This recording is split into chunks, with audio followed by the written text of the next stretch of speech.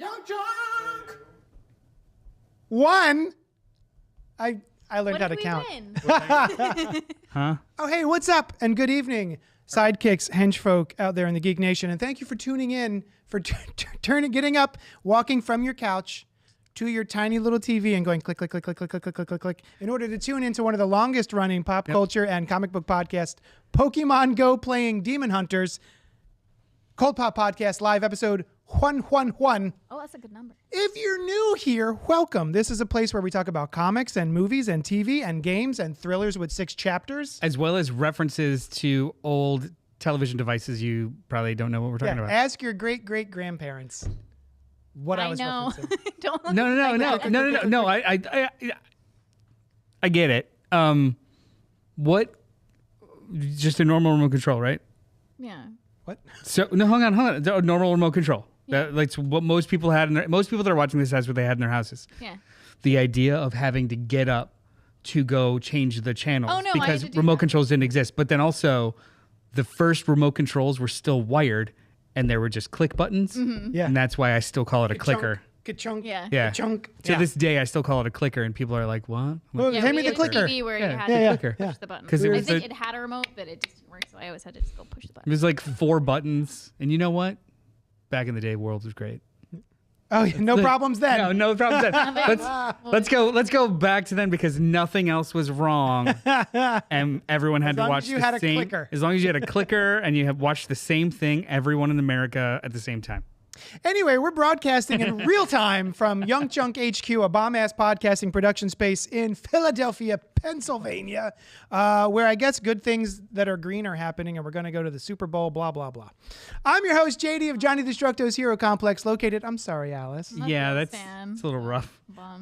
located at 4327 Main Street, Philadelphia, PA. I made some Eagles shirts if you like the Super Bowl. We sell comics as well, so come... Listen, today was New Comic Book Day, and it's dead. Why? Why do you not come out to New Comic Book Day anymore? Do it. It is the first nice day in the Northeast, though. Maybe that's why. Are you gonna watch it anyway? The Super Bowl. To root against the Chiefs? I do want the Chiefs to lose. Everyone does. Yeah. Hate those guys. Yeah. I'm debating it. I might. I don't know. Because it'll likely just be a good game. Yeah. If you could pull yourself from. Because I don't like the Eagles. I regret bringing this But up. I will enjoy watching the game. Yeah, I might watch. I don't know. Yeah. Partially want to protest. Also here with me tonight from inside the morgue, Alice. It's me. And Noel. Yeah. Yeah, there he is. Anyway. In the booth is our trusty producer, Dylan. Dylan! What up? Oh, hey, buddy. What up? I was just thinking about you. Oh, really? Yeah, because it's on the teleprompter here, so I thought Yeah. I would think about you. If there's anyone watching or listening and want to know more about Young Junk HQ, the space and or services, the dirty little things that you do, where can they inquire about those? All you got to do is email me, which you can find at the bottom of your screen at this very moment. Dylan@youngjunk.com. That is my email. And if you email me, I'll do my best to get back to you. And if you want to start a podcast, let's start a conversation and we'll go from there. And get it done. We'll get it done. I believe we may have someone who has done that. We'll go Yes, from people have done that. You're welcome. Thank you. Yeah. Tonight we're reaching deep into our listener/viewer requests and reviewing 2 films suggested. They sent them to us. 2 films imposed on us. They kept Imposed. suggesting. They kept suggesting, and then got tired of having to keep suggesting, so they sent them to us. And you know what? It's great. It works. Good move. It works. Good move. Suggested by some of our favorite listeners, 2018's horror sci-fi comedy from Down Under, Nekrotronic, with a K, as well as the much celebrated indie thriller from last year, Strange Darling. But before we do all of that, a gentle reminder that if you're here live, feel free to comment, like, subscribe, hit the bell notification so you know when we're doing this fun, nasty shit. And also, if you're watching this later, do those things anyway. We would love it and appreciate it. We also love a little back and forth. So get on the emails, get off of your couch, walk to your computer and go click, click, click, click, click, click, click, click, click. Yeah. And then type us an email at cultpopgo@gmail.com. I don't know how computers work. Speaking of emails, we got letters. We got a letter? Oh, we got lots and lots and lots and lots of letter. Next time we should stop and let her finish it. No, I just started doing it. I'm never going to do it again now. Why would you say that? Sucked. It's okay. Well, everyone will forget. Just, you know why they called it a clicker. Before I get into this Clicker? email, I barely know her. Chris says, I'm okay. I hate it. Carl says, good day. Goodbye. Busy weekend seeing Ashley Gavin Friday night and working at Royal Rumble Saturday. What does any of that mean? Okay, Ashley Gavin is something, and he's seeing them on Friday night, and then he's working the Royal Rumble on Saturday because I believe, don't you do, Christopher, don't you do shift work at stadiums and events, right? Sounds right. Because you were making fun of me about the Bears because you did one of their games. Anyway. He also had some insight into trap. That's right. That's true. Yeah, so he's right. Thank you, Chris.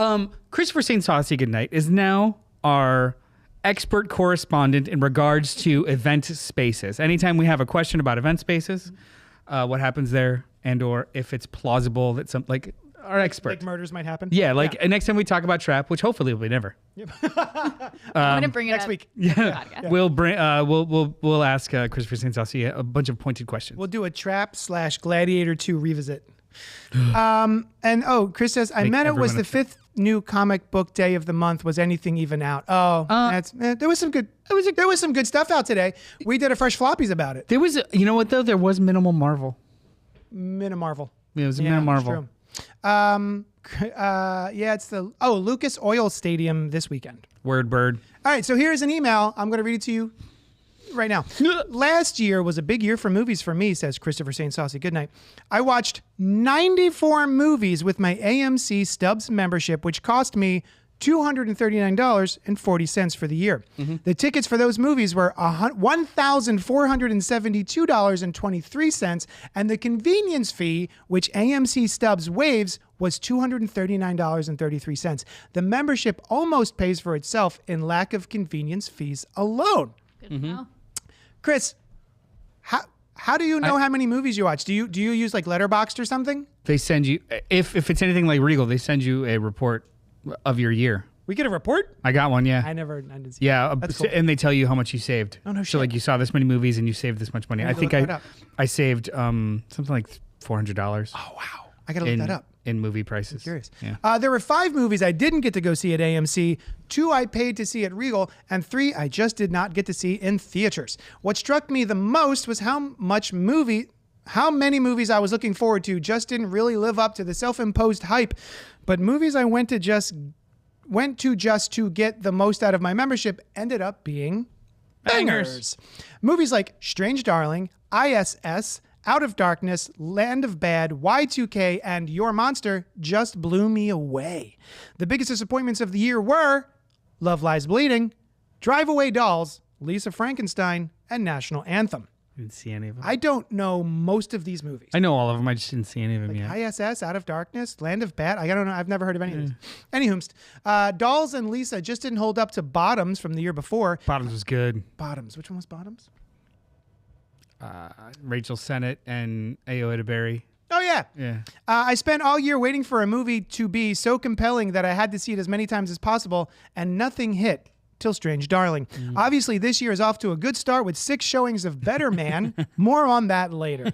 But I've got Companion this week, Love Hurts, and Heart Eyes next week, and Captain America 4 the week after. What else are you all looking forward to? Chris St. Saucy, good night. I am looking forward to all of those. Yeah, I want to. Yeah, same. Yeah.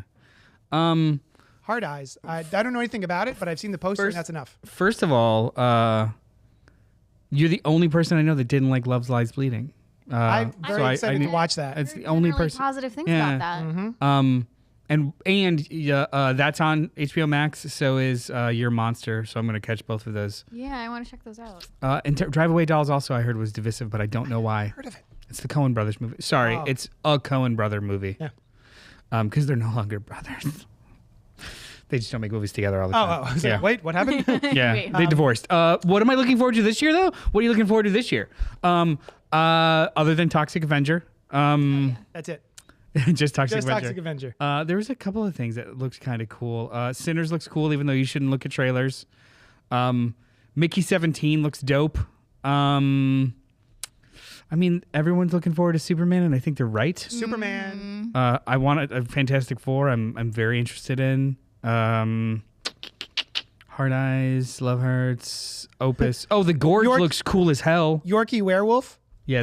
Wait. What did you just pick up? Google? What? These are all fake movies. The Yorkie These are all Werewolf. AI movies. That's what I'm yeah. looking forward to this year. The Gorge looks really cool. It's directed by Scott Derrickson, the guy that did a Sinister, the Black Phone, and Doctor Strange. Doctor Strange? Yeah. Oh. Yeah. Cool. Yeah, there's a bunch of stuff. But you know what, though?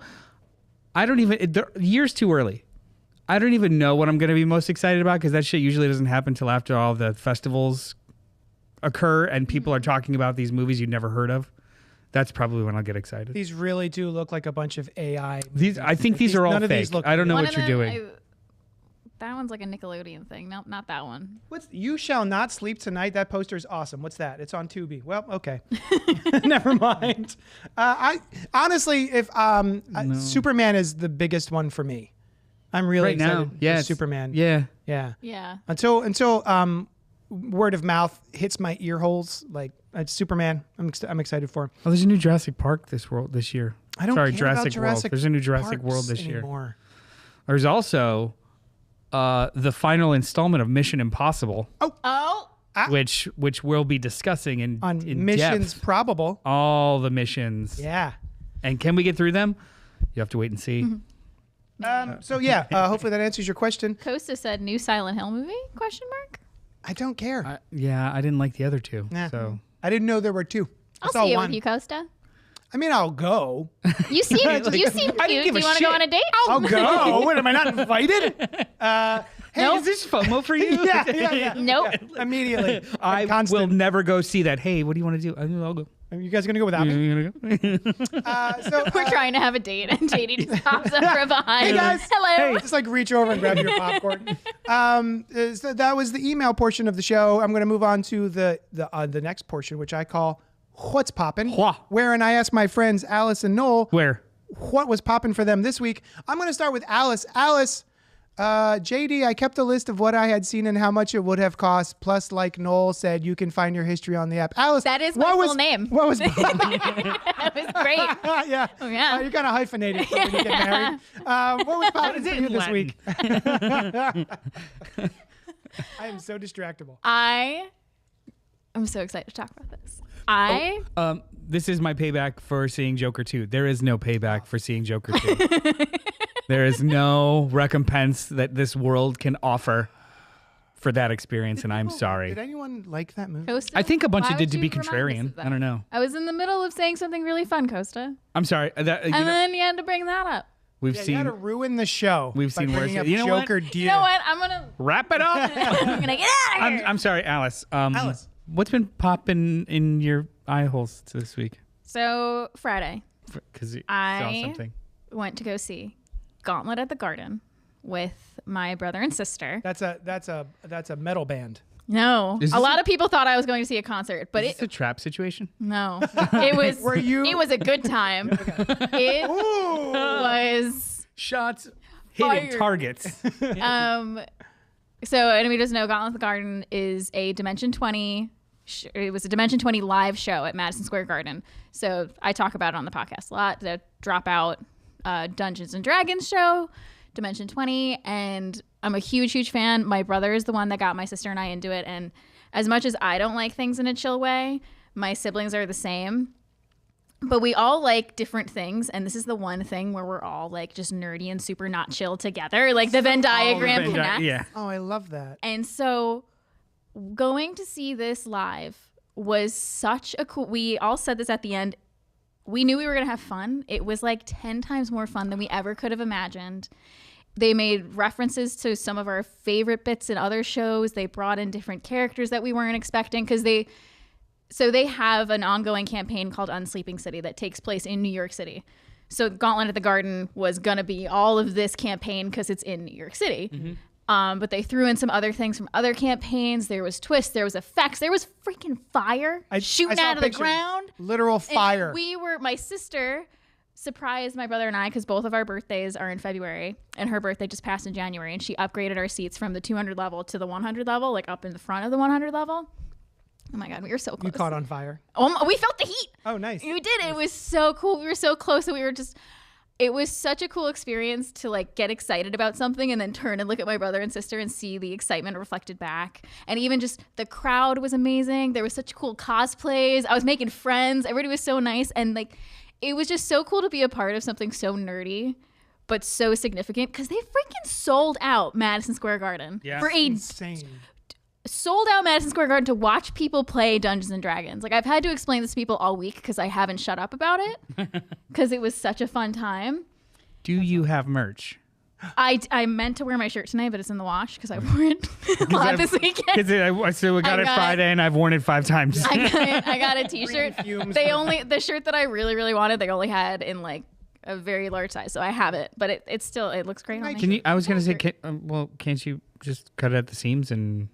It's a really refasten quality shirt, and it doesn't look bad extra large. I'll just wear a baggy shirt sometimes. Word. But it says layer it. Let's go. It says I'm all the bad guys because Brennan says that in an Unsleeping City episode when they're yelling at him for attacking a dog. They're like, "You're a bad guy." He's like, "I'm all the bad guys" because he's Brendan Lee Mulligan. Brendan Lee Mulligan, yeah. Have you know this guy? I do. I've seen clips of him, and he's so hilarious. Everyone in this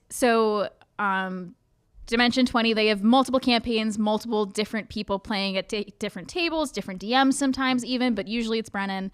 But this group of people was the first ones to kick it off with a show called Fantasy High.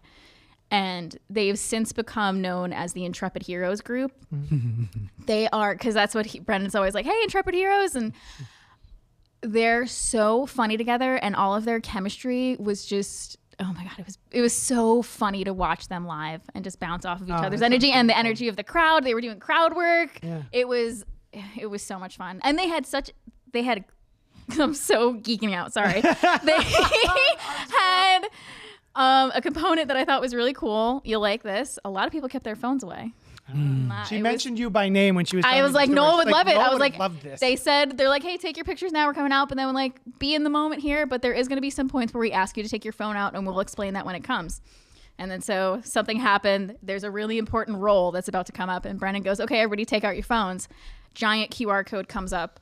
Everybody scans the QR code or goes to the website. The whole audience rolled.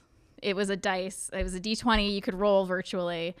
And they took whatever was the most common number. The aggregate and just that's cool as so shit. Fun. It was so cool. And it flipped you off if you rolled a nat 1. It was really funny. That's awesome. There's which comedian used to do that? Or not that, but he would work phones into the bit. I think it was Aziz Ansari. Maybe, I'm not sure. The very first joke was just like, okay, everybody, take out your phones. Mm-hmm. And then he would be on stage and pose, be like, let's do this now. Yeah. And would just like fake pose and a bunch of flashes. Like, we're done. Fuck him. Put him away. Put him away. Just put him away. I never want to see him again. So like, you could look like you had action shots of me talking in the audience. It's good. Great. Yeah. Stop it. Just now. I like that. Yeah. But then, you've got other people that just like lock it up. Mm-hmm. They should do that for movies now. Like, look, the credits are here. Take a picture of the title. Now put your phones away. That sounds really great. It was such a great experience, and I just love that I got to share it with my brother Brian and my sister Barbara, because there's no other people that I could have. I mean, I would have had fun going to see this with anybody, but just like the level that we all love this is like unhinged. I have a cozy feeling just listening to it. It's like it sounds lovely. What's the age order? I'm a middle child, so I have an older brother, younger sister. So Bab. Yeah. Yeah, Bab. I didn't know if it was Brian, Bab, Ab, or Ba. I know. Ba. It's Bab. That's even better. Put that on shirts, guys. Bab. Bab or Ba? Yeah, it was that really sounds cool. delightful. JD. I have tried several times. Mm-hmm. And I as funny as I think he is, I just do not have the bandwidth for a like many hour podcast of D&D. Yeah. I've tried and I can't. They're not as long as Critical Role episodes. Also, Matt Mercer was at the show apparently too. He was somewhere in the audience. I didn't get to see him. Speaking of Critical, I got nothing. What?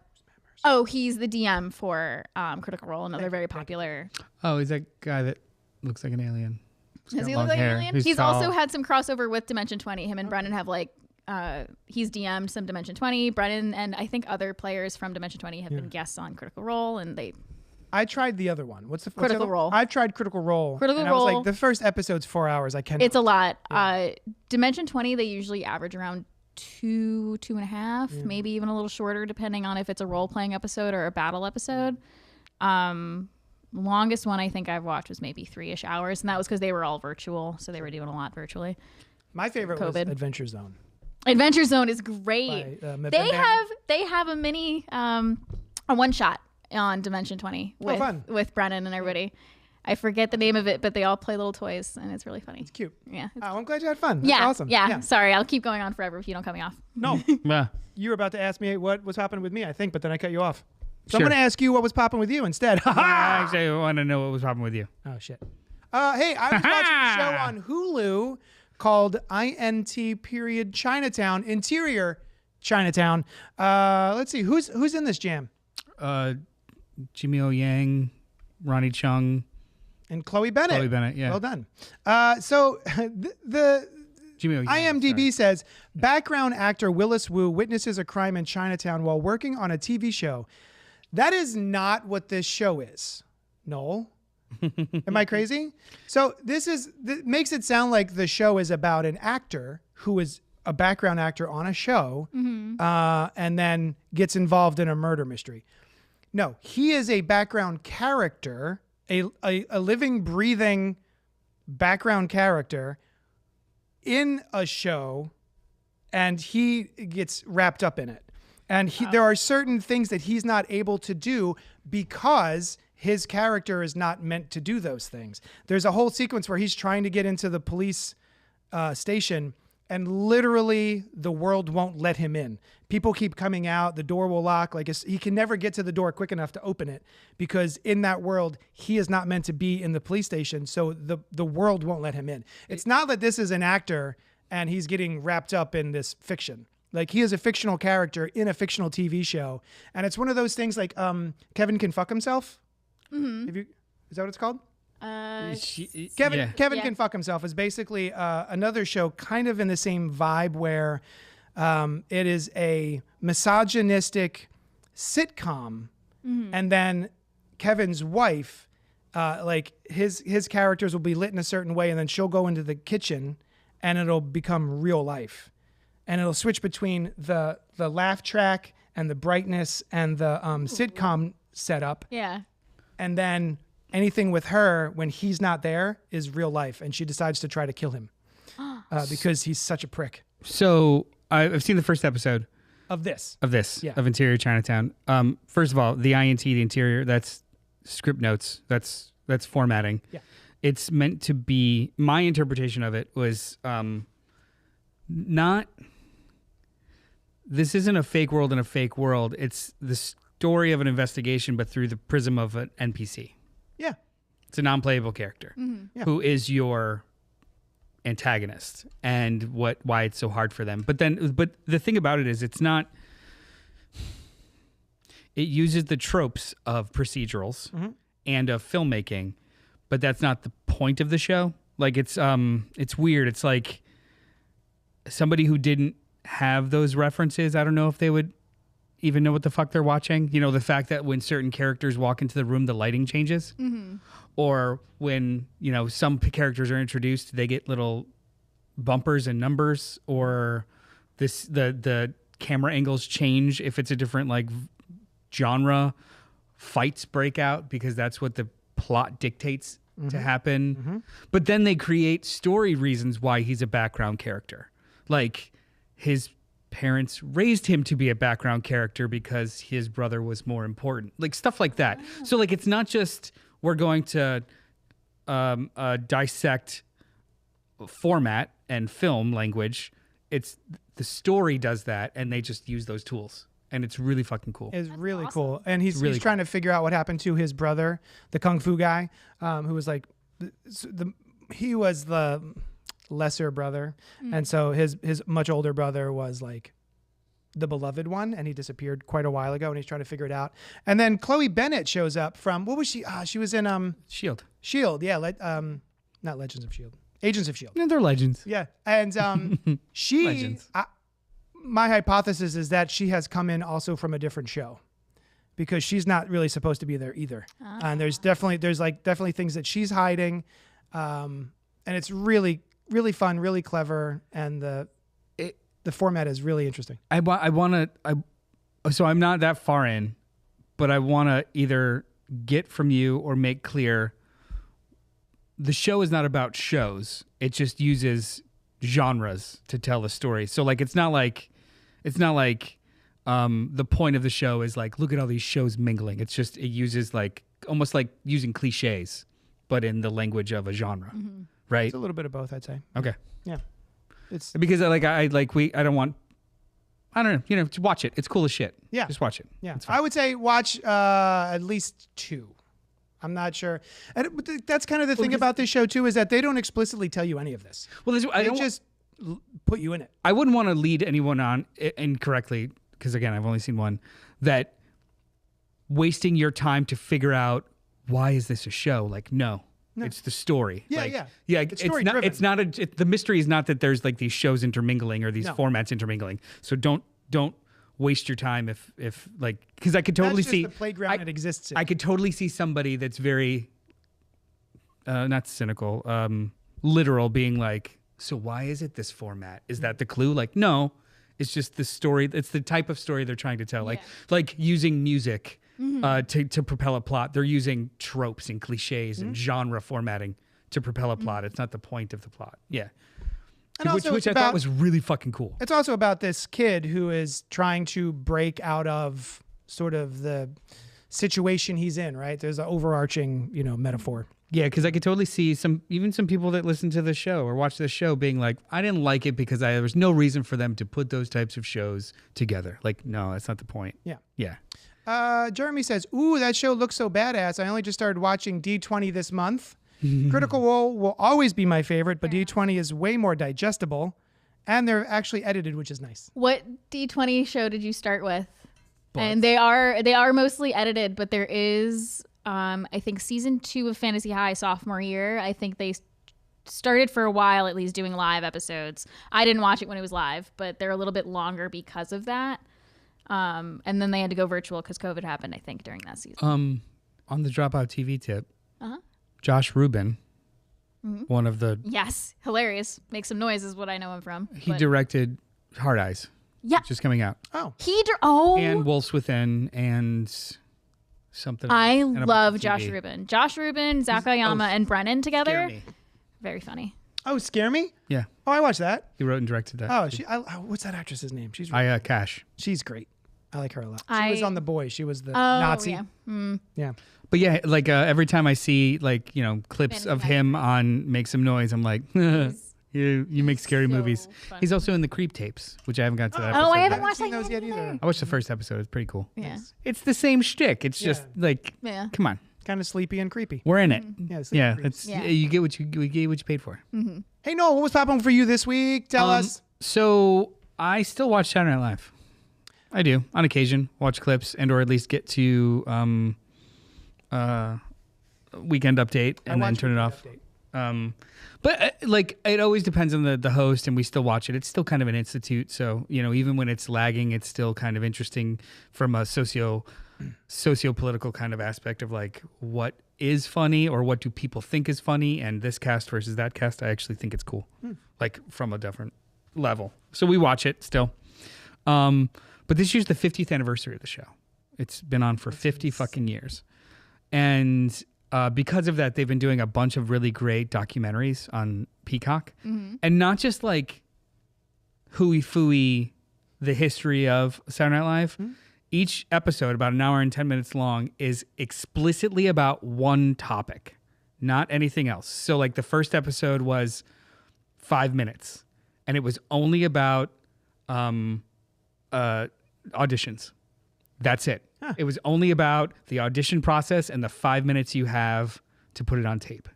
And they would interview all these people those that didn't get auditions, those that failed their auditions, those that were hired as writers because of this or that, and then those that kind of got it, and they interviewed a bunch of people. That's cool. The second one was about the most watched sketch in SNL history. A whole hour about cowbell. God damn it. We're talking about like an investigative documentary about the fucking cowbell sketch. That's awesome. The more cowbell, like Yes. we need more cowbell. Yes. Like the history of the actual band, who each character was an avatar of, how it came together, who was what it was originally called. It was actually a wood block instead of a cowbell. Just everything, and it was a whole hour about cowbell. I have really a funny. fever, and the only prescription is more woodblock. Doesn't have quite the same ring. And honestly, too, like it was written for a different host first, and then put in a drawer, and then Will Ferrell brought it back out. And the cowbell of it came from. That just sounds like something that Christopher Walken would eat up, like cowbell, like it just Yeah. No. awesome. And then the third episode that I got to see was just about the writers' room. I love Only about the this. writers. This sounds so The interesting. fourth episode is The Weird Year, season 11. So Lorne Michaels was the executive producer and showrunner for 10 seasons, left for a year, and then came back, or 9 years. Either way, he came back. He left for like 1 or 2 seasons and came back. Like disgruntled, or just like, I need a break. I don't know. I haven't seen it. Like I heard There's not an things. episode on that one yet. No, but it's like, but the thing about it is like they do this really, they go hyper focused, but that hyper focus allows them to kind of like pull in other like pieces of history. So it's almost like you learn more about the show by hyper focusing about specific topics instead of like, I guess just like, boring fluff. Yep. And then there was that time we walked into the office and they said, call it Saturday night. Like, that's bullshit. That's boring. Yeah. This was like really, really, really fun. And then there's a music one too, of just about the musical guests for the last 50 years. Man, Oh, that's There- so cool. that's so up my alley. They're so watchable. Where's it streaming? Peacock. It's on Oh, Peacock. awesome. There's 4 episodes so far and then the music special. But I don't know if they're going to do more. But the fact that they chose to do it in this way was, I mean, I've been watching Saturday Night Live since I was like 8. And I didn't know this stuff. And if it was just like a random like best of or this or that, it's like, nah, Yeah. this is cool. This is it really, sounds really cool. This is so dumb, but like I've been watching 30 Rock, and part of what I like about that show is that it's behind the scenes of an SNL type show. The writer's room one is really, really great. Like they go through they put it together in a fucking week. So it's like 12 writers, all with different backgrounds, playwrights, poets, comedy sketch writers, actors. They pitch stuff to a host on Monday. By Tuesday, they have to have like 30 or 40 sketches completely written. Wednesday is rewrites and read-throughs, and then they just get canned or not, and they just keep going. And what's cool about the writer's room one is that each writer, when their sketch is picked, they become the directors of that sketch. Oh. Like the writer goes to props and the actor and this and like runs the whole show. So it's almost like 12 directors for one big broadcast. Really fucking cool stuff that I didn't know. That's so cool. It's really, really cool. Oh. But you should watch it. And if you haven't yet, the movie Saturday Night that came out this past year, really funny. Just dropped on Netflix. Highly recommend Nice, I Saturday gotta watch Night it. Yeah. the film. It's really fun. It's about the hours leading up to the very first broadcast of Saturday Night Live. It's really fun. Yeah, I mean, it's really for Very like fictionalized. for like 45 years out of the last 50. It's been very, very cool to shit on Saturday Night Live. It has been like every year there's a No, I agree. Saturday I Night just Dead. don't feel that. And it's they're always chasing trends as opposed to being the trend. But I'm like, it doesn't survive on 50 years on vibes. Yeah. And it's been around so long that yes, there's like ebbs and flows. I don't know. It's kind of I'm getting nostalgic about nothing will last that long again. Yeah. People's attention spans don't act that way. Will the Simpsons hit 50 years? Except for this podcast. Yeah, that's right. No, but think about it. Like something new lasting that long and like have no end in sight. Nothing that should. It It'll happen. Yeah, it will not happen again. And I think that's pretty cool. Yeah, that's awesome. I love that. Yeah. They did Chris, one Chris whole is episode. agreeing with you. All right, that's what was popping with us this week. We're gonna move on to one of our two main reviews. What? Yeah. Nekrotronic came out in 2018. It's got a whopping 36% on Rotten Tomatoes. Directed by Kia Roche Turner, written by Kia Roche Turner and Tristan Roche Turner, starring Ben O'Toole, Monica Bellucci, exclamation point, Ben Wenham, David Wenham, and Caroline Ford. down on his luck sewage worker, Howard North, discovers he is part of a secret sect of magical demon hunters called the Necromancers. With a K. That's right. Thank you. When Howard, with a W, finds out about evil demon Finnegan's dark plans, With a he P. sets out to defeat her. With an R. Yes, thank you. Period. So this was wonderfully sent to us by Carl Carls down in Tasmania, and did he give us anything about this, or was it just like whoop? I mean, Carl, tell me if I'm wrong or off. He suggested this movie last year. Like, have you guys ever seen this weird movie? By the makers of Wormwood. Did you see Wormwood? He was No, I don't think I he was proud. I wouldn't say proud of it. Just in general, like, it's fun and stupid and big and crazy, and it's, you know, Australian. And I live in Australia. I think you guys would get a kick out of it, even if you didn't like it. You should watch it. You should watch it. So we did. It was. Well, we didn't. We didn't for So a bit. we didn't. We went cool, and then Yeah. we didn't. Cool But then story, he, bro. but then Then he pushed, that's right. and we were like, "Okay, fine." yeah. But I actually thought it looked kind of fun in a stupid as hell way. So I was down, and I mean, if we're gonna get into it, I wasn't. into I it. mean, it's kind of what happened. It was stupid and dumb, and I liked it. This is like that sweet spot of trash, but like Yeah. trauma trash.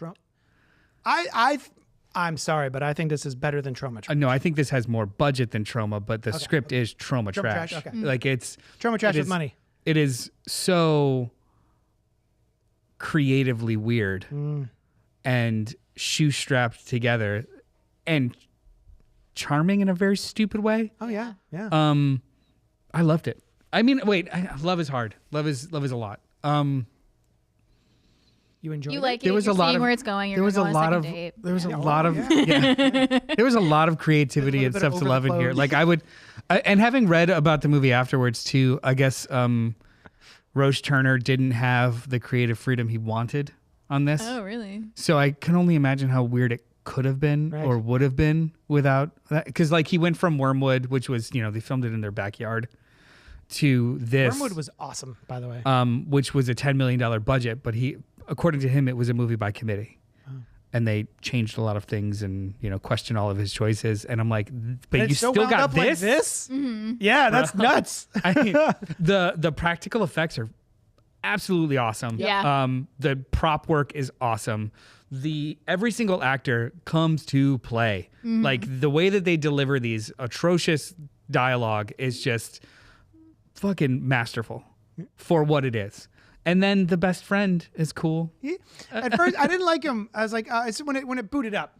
Yeah. When I got off my couch and I booted up the internet in order to watch this, I was like, look, they're doing sewer work, and he got poop all over himself, and his friend's just on his phone, hurdy-dirty. And I was like, oh no, what's happening? And then I gave it some time. And it really does get more and more charming, and it just keeps More charming than the shit. more charming than the shit. Well, it starts at poop and gets higher. Yeah. Like it goes from poop. There's not much lower you can get. Yeah. Well, It starts at the well. anus and works its way up the digestive tract. is pus lower than poop? No, yeah, pus is person. higher than poop. Pus is higher than Sure. poop?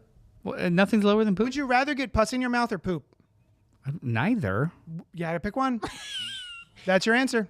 It's gonna happen. It's whether you wanted to or not. I'm coming. I'm coming for you. Wait. Stopping. Is it pop? Would you rather it be popping or slopping? No one's gonna quit. So my point being is that I mean, if when it's popping, it's slopping. If we're talking about well, pus. poppin' pimples. oh, gross. Well, no, I was saying poppin' as in poppin' That's pimples. your fucking line? Or sloppin'. That's your line? Yes. Okay. Now, wait, well, oh, God you damn have a it. child. I'm sure you've gotten poop or pee near your mouth or some sort of orifice. I did not mean for this to happen. No. I mean, I've been peed on and I've gotten pooped, but I've never been like I didn't say you fucking licked it. I just mean like in general, like things happen or this or that or the kid's got poop on his hand and does I've that, like never gotten any of that in my mouth. Thank you. well, So anyway, this movie happened, Maybe. and we started it, and I was like, I'm not sure about this. But then as it goes, I really started to appreciate it, and I started to feel the vibes of it, and it really just keeps one-upping itself and yes-anding itself. But yeah, the effects are great.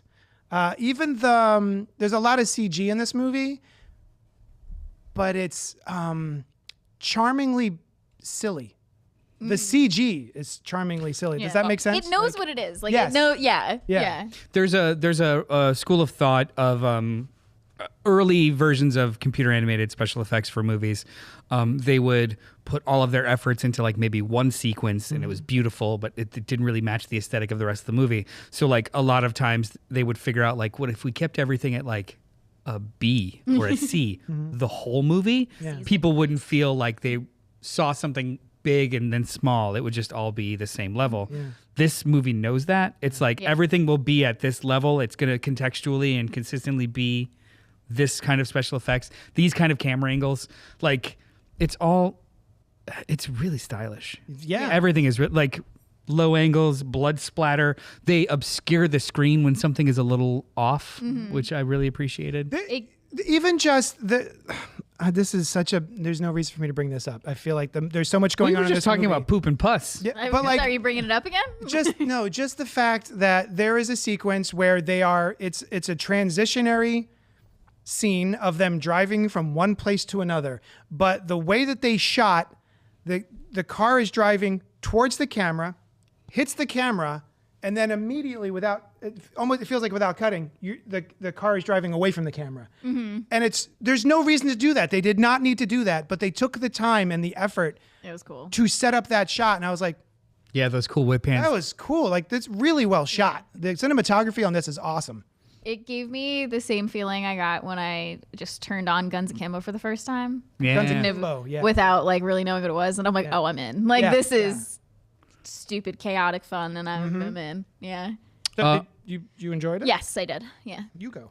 I enjoyed it. I thought it was great. I did a little bit of reading about it after because it really gave me almost like quirky Shaun of the Dead and Guns Akimbo vibes. And I was reading, I think they had like 3 inspirations that they were trying to like pull from. They said like Ghostbusters was one, Exorcist, and of course I'm forgetting the third.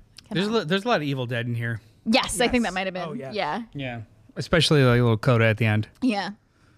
There's a little mid-credit sequence of just like, 1 year later, they're still hunting demons. Yeah. It's pretty cool. What's the log line for this movie? How do you describe this movie as an elevator pitch without reading the IMDb? Oh, damn. Just like, I would say demon internet. Pokemon Go. I was gonna say that was Pokemon the Go with demons. that was the reference that I put in there. Yeah, Oh. It's literally like the Pokemon Go of Read it. Oh, I did. yeah, like possessed. Shut up.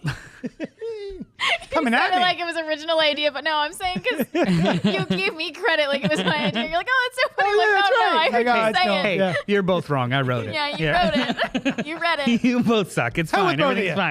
fine. How would I describe it? Batshit weird Monica Bellucci tries to eat the souls of the entire city, and only her estranged necromancer's son with the power of friendship can defeat her. Nailed it. Yeah. That's pretty good. All right.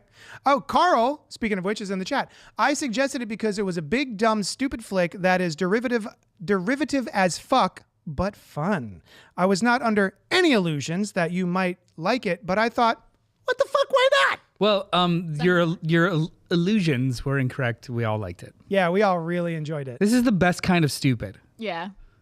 When you said it, it knows exactly what it is. Yeah. And that's not a problem. It's not a problem at all. It gives me Funky Buckets, Wet Puppet. We have the Psycho soundtrack. Gorman? Psycho Gorman. Thanksgiving. It's like, no, you shut up. No. Thanksgiving 3, though. Yeah, Thanksgiving. All 2.5 hours of it. Yeah, Psycho Gorman. It feels like Psycho Gorman to me. Yeah, a I can little see bit. that. It's well, it That's a lot of neon. also Yeah, too, probably it's got, doing it has a couple of I would watch this as a double feature. You guys are probably going to disagree. A double feature of with Scott Pilgrim. Oh no, yeah, I would do that. because it has like that same kind of like weird punk rock, icky aesthetic. I mean, that's obviously a much more polished and better movie, but this is like the Candy weird version after watching that, like the aperitif after the meal or the dessert. Okay. I think they would totally fit together. Yeah, I can see that. for sure. That and or Shaun of the Dead. Nice. Yeah, thank you so much, Carl. It was Carl's, Yeah. we all really appreciate getting to watch this. It was streaming on Shudder. It's rentable on Prime. Yeah, guys, this is stupid fun. This is a really, really fun movie if you've never heard of it. Yeah, I would recommend this, and I would defend it.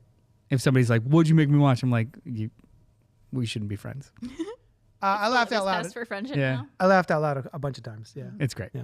Yeah, this is a litmus test for friendship. All right, cool. This Glad I weird asked. fucking movie. All right. Well, that was anything else you want to say? I feel like that went by really quickly. Go see it.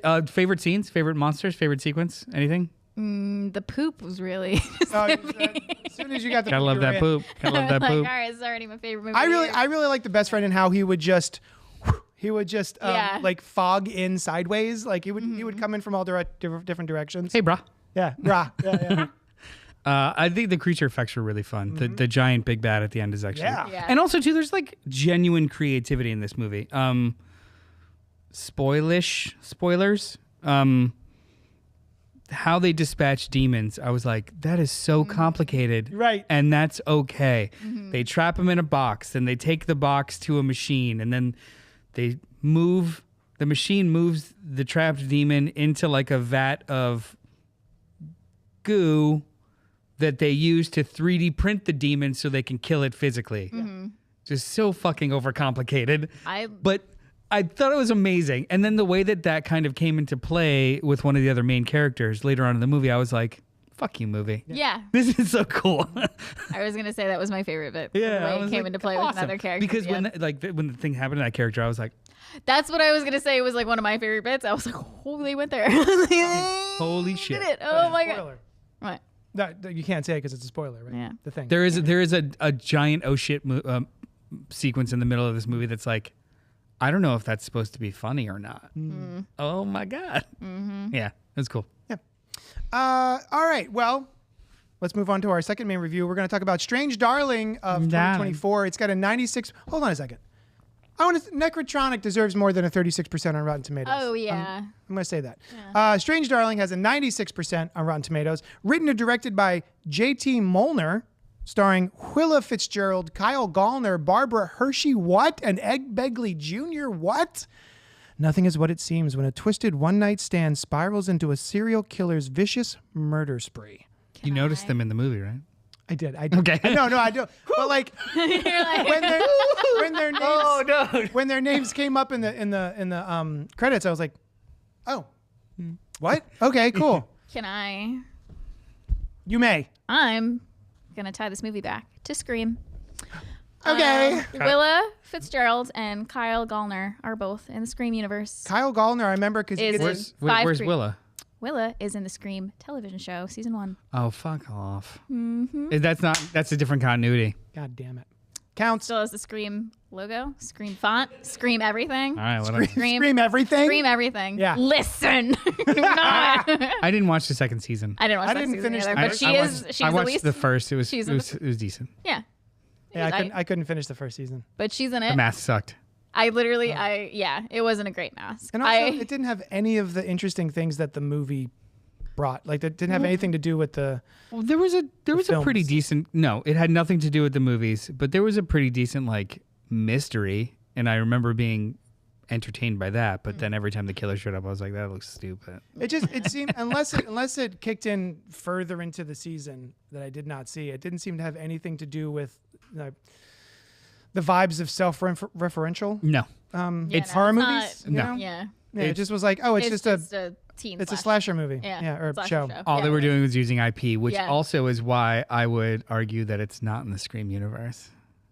This is not a King's They are Dominion. both in things called Scream. Ah. Both of them are called just Scream, by the way. That's He's also in true. 5 Cream and she's in the Scream show, which is just called Scream. It's Because true. it's not called Scream 5 5. Cream is so much cooler. Willa Fitzgerald is also in the. Nice. I in haven't watched the second season. Yeah. Thank you. I wasn't Spoilers. sure. She lives. Damn it. She survives a show that no one's watching. So Strange Darling was mailed to me by Christopher St. Saucy Goodnight. He sent me an actual DVD, and I had no idea what this movie was going to be. I just cracked it open, put it in. I got up off the couch, and I went to the DVD player, and I put it in, and I went click, click, click, click, click, click, click. And I started off, and I was like, oh, okay, my family's asleep. I've got a couple of minutes before I should go to bed. I'll start it. I watched like 15, 20 minutes of it. And then it was 2:30 in the morning, and the movie was just ending. And I loved it so much. It's so This may be, it's definitely my top 3 probably films of 2024, even though I saw it in 2025. But this blew my socks off. Christopher St. Saucy Goodnight, thank you so much for making me watch this. It's so good. It's so good. There's nothing that we can really say about this film, nothing I can say, without spoiling this film. So I think we should give our overall thoughts and then maybe get into spoilers. Does that sound good to you guys? Sure. Go ahead, Alice. I'm hoping you guys like this movie. I picked up the DVD from you, and I told you I knew nothing about this movie. Yeah. And I wanted to know nothing about this movie. I had seen, like, I was scrolling through TikTok or Instagram or something, and I saw a reviewer that I really liked about to talk about Jay Stoobs about to talk about Strange Darling, and I scrolled really, really quick. I liked it, and I was like, I'll come back later because I want to know absolutely nothing about this going in. And I'm so glad that I did, because I mean, everything was a surprise. It was so well put together. The way they told the story in that order, it's great. I can't say more without spoilers. So it was just so good. No, I really liked it. I'm not as effervescent on you guys as you guys because I think I saw the seams a little too early, but I saw the seams too early. Wow. It's a little too early to the point of like thinking, okay, let's get to chapter 4. No kidding. Yeah. Oh, I can't wait to find out. Okay. All right. But so I've seen this movie talked about online, and then I did see the trailer, which tells you nothing except there's a shit ton of quotes on it of everyone saying, mesmerized by the twist. Couldn't understand how twisty and wonderful, and didn't see it coming. I hate that. So all that does is kind of prime you to be like, okay, what's gonna flip, which sucks. Shit. But so for me, the experience had nothing to do with how it's plotted.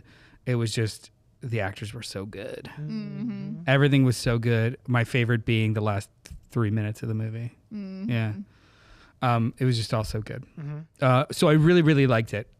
It wasn't my top 3 favorite of the year. It was just really fucking strong, and I cannot wait to see what JT Molnir does next. Of what? Nothing. This is the first. He did a movie in 20. He's in a bunch of shorts, little TV, and in a movie that in 2016 about cowboys that I'll never watch. Gotcha. Yeah, Outlaws and Angels, Flowers in December, The Red Room. Lots of shorts, lots of TV. Yeah. Just this though. So, would you recommend it anyway? Fuck yeah. Oh yeah. 100%. I've already recommended it. I did not watched dislike it it, 2 days ago. Yeah. but I was not blown away by this new classic in the genre. It was just really fucking good. I just thought it was really, really good. Oh, nice. Yeah. We're going to, we all recommend it. Go Very get much. your hand. You know what? Christopher St. Saucy will mail you a DVD. We'll all pass around the same one. Yeah.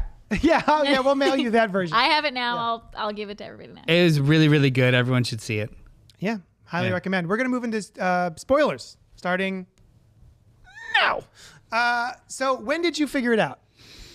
Because you said you were looking for the twist. So it goes, was it chapter 3, 3, 5, 1, 4, 6.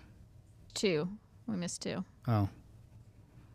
2 is close. It's 2 and 6. So when they're in the car. 2 is when you find out. When they're in the car, I just knew it right away.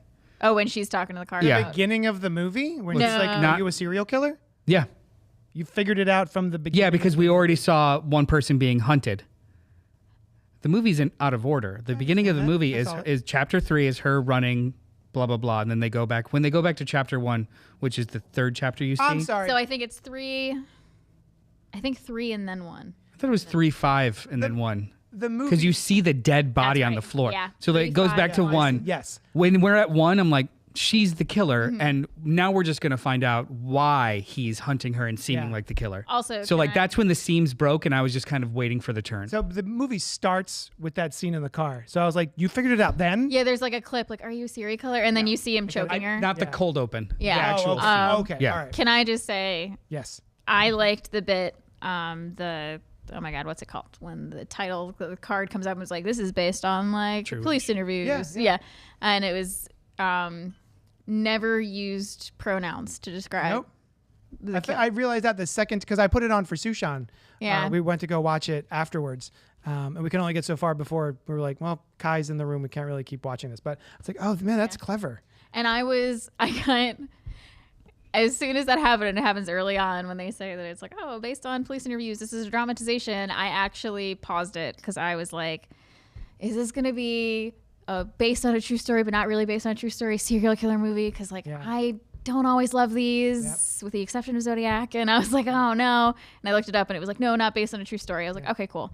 And then I was like, Well- oh. I gotta And do also, I think right after that, you're introduced to both, or no, the credits come up. And then you're introduced to Kyle Gallner as the demon. Yes, And she's just the lady. The lady. Yeah. And you find out she's the electric lady. She's the electric lady. Why is he called the demon though? Don't It's just her. I Her. don't know. Oh, because she sees demons. Oh, that's right. That's right. She sees demons. And I was watching it in the trailer because I didn't notice it the first time when they're on the bed together and she they're sees. having fun. And then all of a sudden she makes a face and then changes. You know what I mean? Like her vibe shifts immediately.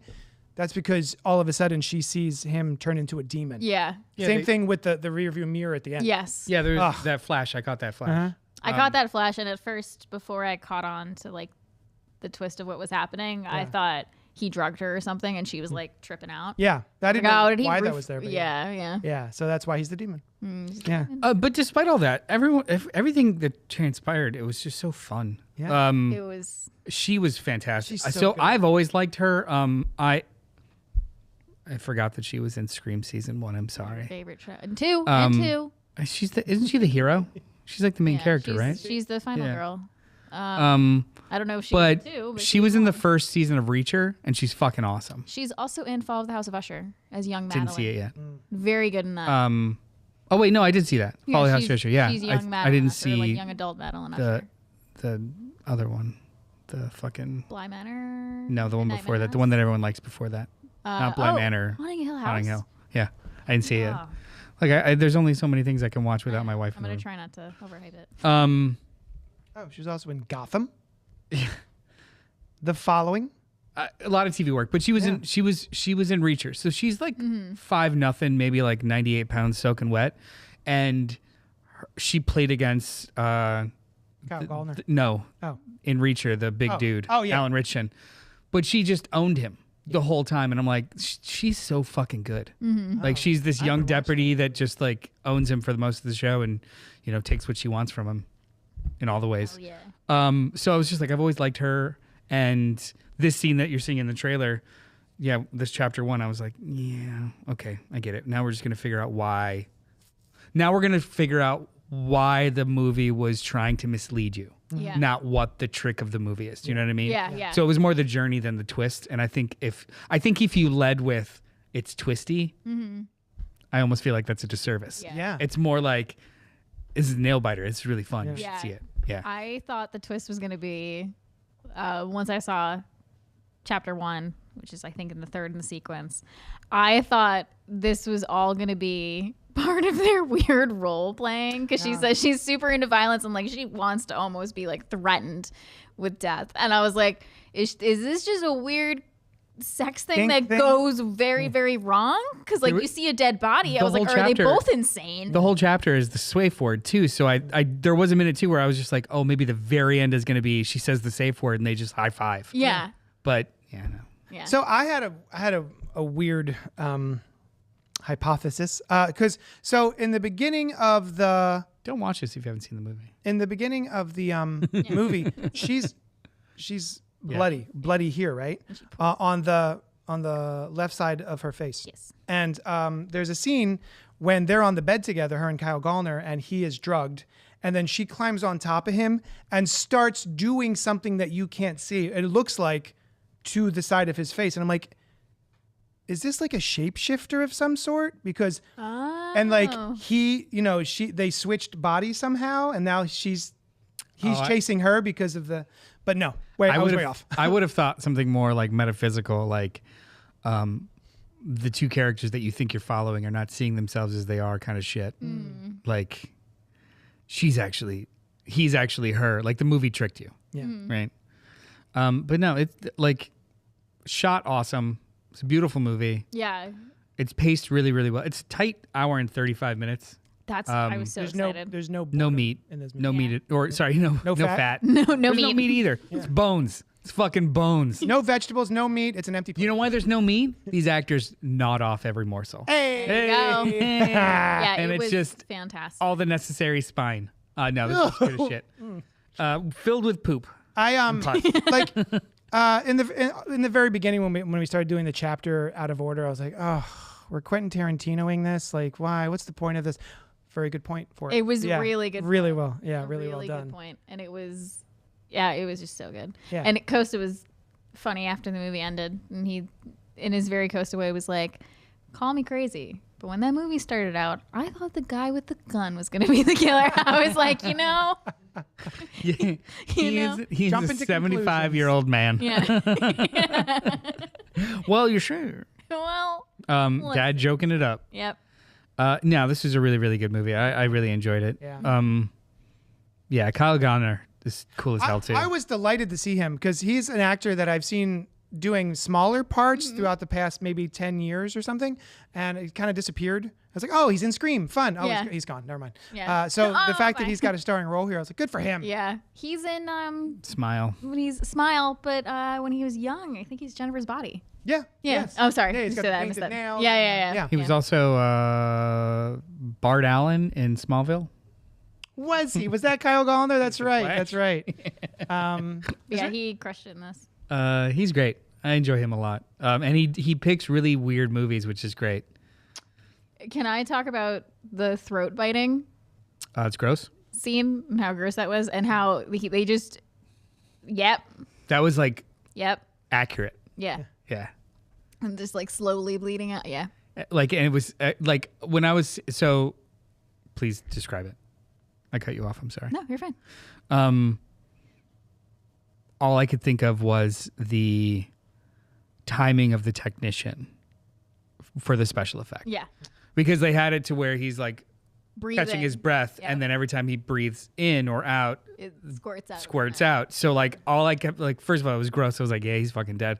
But then I was thinking like, so there's right off camera, there's a technician who has to time it with his breath in Yeah. the right motion. And Yeah. how many times have they had to do that? Thank God they didn't have to reset up a shot because he's already really bloody. Yeah. God damn. Like just that cool shit. And then knowing too, it was shot on 35, meaning, Yes. Oh my God. Yeah. meaning all takes are precious as hell Yeah. because that costs so much more money than shooting on digital. It looked grainy and good. Yeah, no, it looked great. I just, when it came up, I was like, okay, this movie is shot entirely on 35 millimeter. Okay. Oh, I Why thought did you you meant tell us that? The throat biting thing. It matters to a lot of people. It just felt strange. Pretentious. Yes, There you go. that's a word. Yeah, I mean, you enjoy Quentin Tarantino. I do. I don't give a shit about what he says about There's a what level- cameras you need to use. Yeah, but he does stuff like that. Yeah, with I like, just don't yeah. care. Yeah. Yeah, but when he does it, I don't care. I'm like, "Ugh, all right, buddy, just fuck. Put it. That's what I mean. Like it's that Yeah. it's that genre of filmmaker that's like, all right, cool, Yeah. yeah, whatever, man. Yeah, it was cool. I'm I proud loved of you. the throat bitey scene. But it did look really good. Oh, Like the movie great, looked looked really great. good. Yeah. Yeah. Everything about this movie is baller as far as I'm concerned. This was such a surprise for me. Also, the opening chase scene, chapter 3. I don't know if this was intentional or not, but she's driving a red car and she's dressed in all red and she's standing in the middle of the road and he like drives. It's almost like, and then she jumps out of the way. It's like the bull Like a with the photo matador. photo, Yeah, yeah. yeah. I thought that was cool. Also, speaking of I'm talking about a car shot in the previous movie Nekrotronic. The car shots in this, where the they're far away and they just come at the camera and then at the last second go whoop. Right? Yep. It's like, Oh, yeah, I was trying to figure out how they did that because obviously, like a 35 millimeter camera, usually it's got a casing, so it's a little bit bigger. So I was a digital camera, whatever. It's like this fucking big. You just put it in the road and drive over it. But for a larger camera, I think they had like a short ramp. And then cranked it up, so it looked like it was coming in faster. Just goes up a little bit because the camera, it does go right over the camera, and then continues the next car.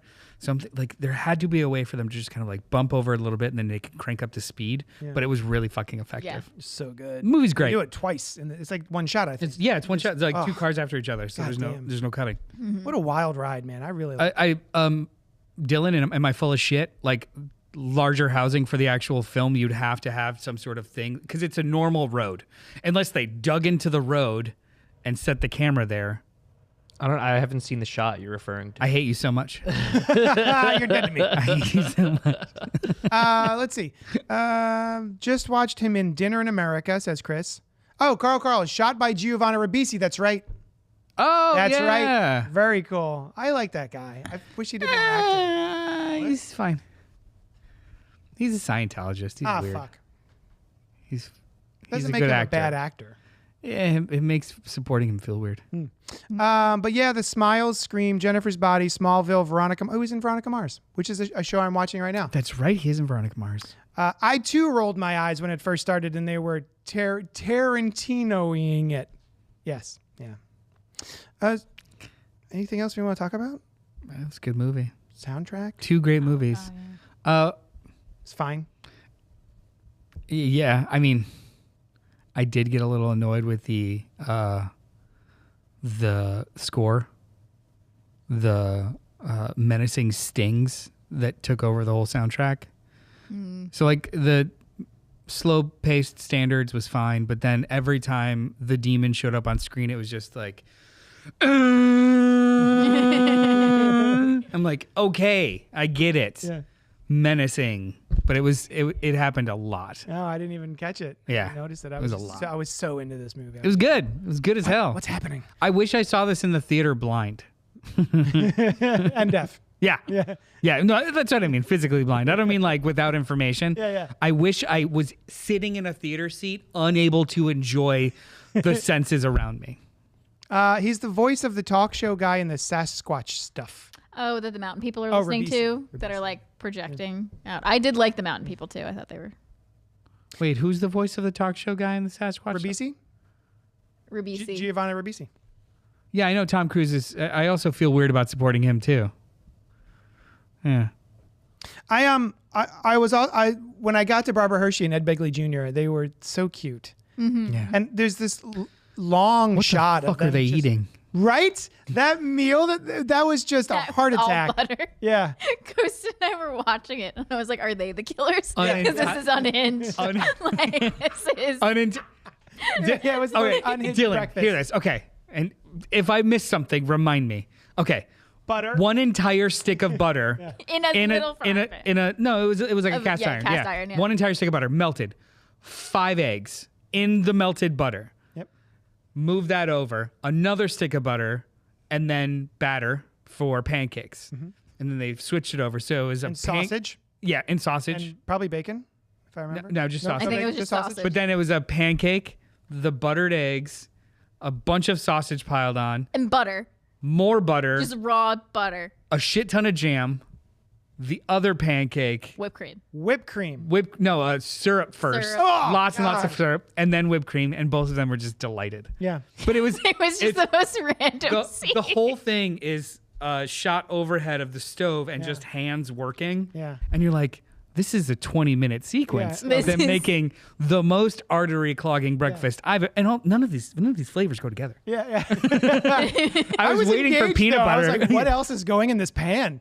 But then you find out about them, and I loved Ed Begley Jr. is in this movie for maybe 2 minutes. But everything that comes out of his mouth is gold. It's so funny. Yeah. Like, she describes him as hippies, and he just wants to clarify, bike. I'm more of a biker, not a hippie. But then, I've got an Indian in the back, doesn't really run. I'm like, Jesus Christ, Yeah. I just want to watch you. Yeah. He's great.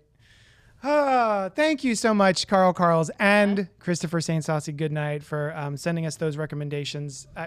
It's just a blast. We had a blast this week, so thank you so much. Thank you. If there's any other movies you want us to watch, let us know. Bring it on. Yeah, this was wonderful.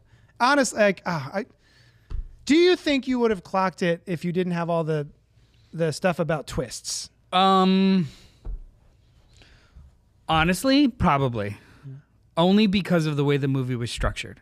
It's structured to not give you vital information, which primes you to wait for a shoe to drop. Yeah. So yeah, probably. Okay. Like I would probably be like kind of expecting something to go down, but then that it was validated by all the fucking advertising. It's like whatever. Yeah.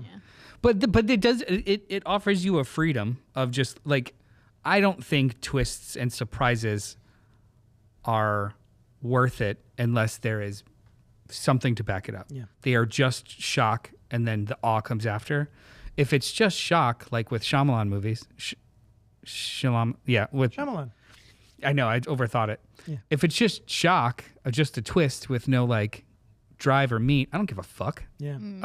But so the surprise doesn't really matter to me as long as there's like something driving it. So I didn't mind. I really didn't mind. It was just like if somebody led with you're gonna love it because it's just surprising. I'm like, no, you're gonna love it because it's like really well put together and it's acted incredibly and the shots are fantastic. That's why you should love it, not because like, oh, she's really the killer. Like, fuck off. That's not what the movie's about, right? Yeah, we So I love women in male-dominated fields, though. So Serial Serial. We need more lady serial killers, electric ladies. Oh, but that's my favorite was her shot dying. Oh my God! Slowly in the The car. camera stayed on her, and It as slowly goes black and white. the color left the screen as she was dying. But it was She had it was whole a monologue about like not wanting to die. Yeah. and I also she took 3 guns I was reading about this. and she kept her hand in her coat. I'm like, so when is she gonna pull out the other gun and shoot this lady? Yeah. That's what I thought it was gonna happen, but I guess not. So did I, and that's why I was reading about it. And I think, according to the Wikipedia summary, which, interestingly enough, they tell it in order. They tell it not out of order like the movie. They're like, and they say that in the beginning. They're like, the movie isn't sequential, but we're just gonna do a sequential. She's like trying to reach for one of the guns, but just like is dying because she was shot in the side and like can't. But yeah, that's allegedly what's happening is that she's like, because I thought and Costa thought too that she was like grabbing her wound, but according to Wikipedia, she was looking for her other gun. Yeah, because she took both cops' guns and she had the smaller piece. Whatever. Yeah. She was so good in this. I also did hope think to for see more of her. maybe it's overthinking, but I also did think for a second.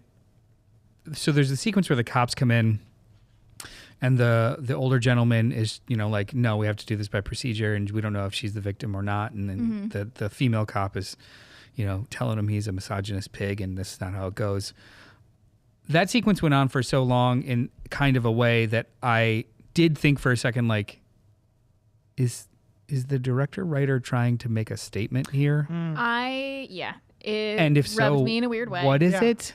Because, right? Yeah. That Like, It feels a little icky. yeah. Right? No, Yeah. I meant to touch on that too. I didn't love it. I even brought it up to Costa afterwards. I was like, I felt a little weird about that. And then about him being right in the end that she was lying about rape allegations and like, I should have gone with my gut. She's lying. And I'm like, oh, it feels like the God. nuance of like a Joe Rogan conversation, right? That bothered me a little bit, but then I was like, it's fine, just keep going. Like, Yeah. like the thrust of it is getting this deceptive person to the next beat. So I was like, it's fine. But then it went on long enough to be It like, was a longish scene, and yeah. Anyway, Yeah. Christopher Goodnight? that has nothing to do with your vagina. That was a line in the movie. Oh, I was like, Yeah, like what's happening? because the lady, the female cop was just like, just because I have a vagina doesn't mean. And he's like, this has nothing to do with your vagina. Right. And I was like, okay, It's- okay. Yeah, that whole interaction was a little. It was very pointed, right? I'm not crazy. No, it was. Yeah. Thank you for bringing it up. Yeah, no, I totally forgot about that too. But as I was watching, I was like, what's happening here? Why are we There doing are this? sometimes when like something will happen or a choice we made where you feel like you question like what is the perspective of God. It happened in I think I was reading something Alan Moore, Necronomicon. The main character is a female detective who is. Did you read Necronomicon? No, Is this we one of have those it. weird ass things that I was Post like, to Reddit. give it a shot because Post it's to weird Reddit. as fuck. Yeah.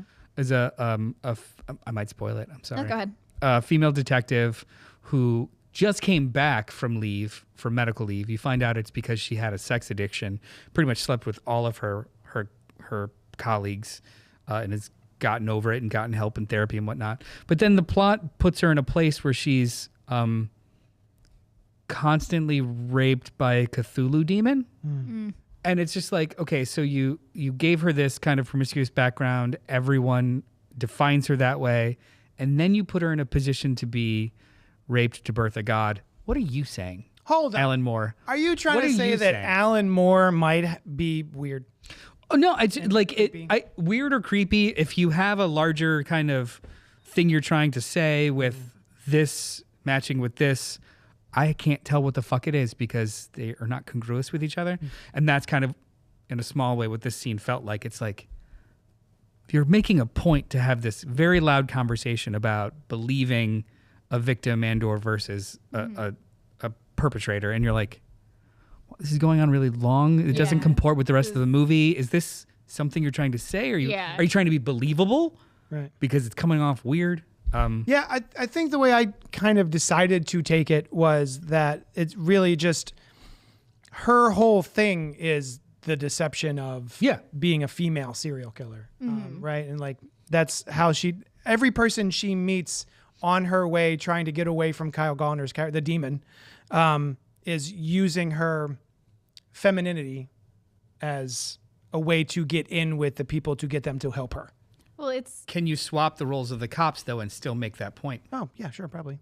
And that would not be the same conversation we're having now if it was the female cop trying to tell him this is not procedure and we don't know, and him being bullish about believing I would have right liked that away. a lot better, actually. yeah. Exactly. That's what I'm trying to say. Like, it's the way that it was presented was very Women be crazy. interesting versus the point that maybe they were trying to make of she is deceiving based off of preconceived notions. Yeah, I Right? think. That it made me think Exactly. about it longer than I should have had. Yeah, no, it went on too long, but he was trying to play off of the like, even the audience in the beginning of the movie just automatically assumed she's the victim. Yeah. She's the woman. She's the victim in this scenario. So Also, running in slow motion and being bloody yeah, helped didn't a little too. Didn't help, but yeah. But I think the point would have been the same. It would have been better if it was the female cop trying to tell, like the veteran female cop trying to tell the young deputy, like, this has nothing to do with my vagina. This has to do with procedure, and we don't know if she's the victim yet. So much better. Dang it. Still like the movie though. Most. Oh no, Yeah. great Except for movie. that one little. Great movie. Yeah. yeah. Christopher Goodnight says there's a plot point in season 1 of The Magicians that makes me feel really icky. Ooh, I So there's a lot of that in media, my dude. Yeah, we read the novel of The Magicians before way before the show happened. It was a book club book. There's some interesting choices in there. Yeah. All right. Oh, and Carl says Gauntlet Throne. I will see what other Aussie genre films I can throw at you. Please. Awesome. I do want to see Wormwood eventually. I just don't know if we'll do it It's on the really show. fun. Yeah. Yeah. I remember I saw that years ago. I remember it was really fun. That and Doomsday. Yeah, They feel similar to me. I guess we're talking Aussie movies. Anything by Neil Marshall, anything by the Spierig brothers. So, Daybreakers, Oh, that was fun. Undead. Yeah, Anyway. Yeah. Well, thank you so much for hanging out with Predestination. us. Predestination. That was We them. reviewed that That's on the show Aussie. too. That's fun. That's Aussie. Oh yeah. Join us Wednesday mornings for Fresh Floppies, where Noel and I talk about the comics that are coming out that day, but without spoilers. One dropped today. You can go listen to it on Spotify, iTunes, all the blah blah blah blah. Wasn't able to throw it up on YouTube this week because my Premiere Pro is not working. So sorry. All right, guys. Thanks so much for hanging out with us. Don't forget to check out Inside the Morgue with Alice Yeah. and Jess, and we'll talk at you later. Mwah. Do do do. Skeedly-dee.